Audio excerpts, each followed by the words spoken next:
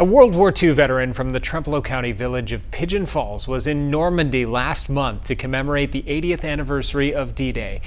At 107 years old, Mr. Reynolds Tomter made that trip, which then led him to La Crosse today to receive another honor. News 19's Roger Staffaroni has the story. I have never been put on a pedestal so many times in all my life. Because I'm so darn old, you know.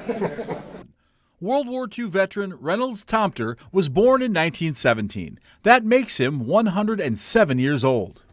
We have to understand that Mr. Tomter is part of our greatest generation that's responsible for our freedom. Tomter served in the Merchant Marines, assigned to a supply ship defenseless to the prowling German subs that patrolled the seas.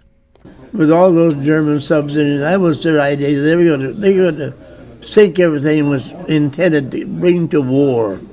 And they thought they could win the war by sinking everything. Well, they damn near did it. The Pigeon Falls native found himself in the thick of war, serving on the ship right up until VE Day. 80 years later, finding himself in Normandy for the D-Day 80th anniversary. And I was even lucky enough to be asked to lay a wreath on the first morning we were there. Also part of that anniversary, Representative Derek Van Orden making a parachute drop into Normandy, carrying with him a flag that had flown at the U.S. Capitol, which he planned on handing over to Tomter, but the two were not able to meet up. And to be able to go over to France and to see tens of thousands of people, there's actually about 2 million people celebrating in Normandy while we were there. A nation remembering and honoring each and every veteran.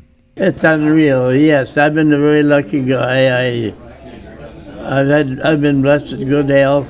I choke when I say that because it was so enormous. It's such a blessing.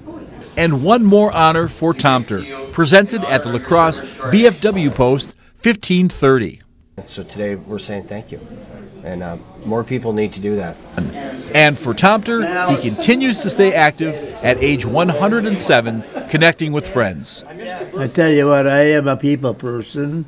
So I'm downtown every morning at 7:30 with a gang of guys.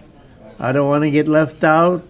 In La Crosse, Roger Staffaroni, WXOW News 19. Good friends, key to a long life there. Now, after the war, Reynolds Tomter returned home to his wife Dorothy, where they would raise together a son and a daughter. And interestingly, World War II Merchant Marines initially didn't receive veteran status or benefits, but that was changed in 1988.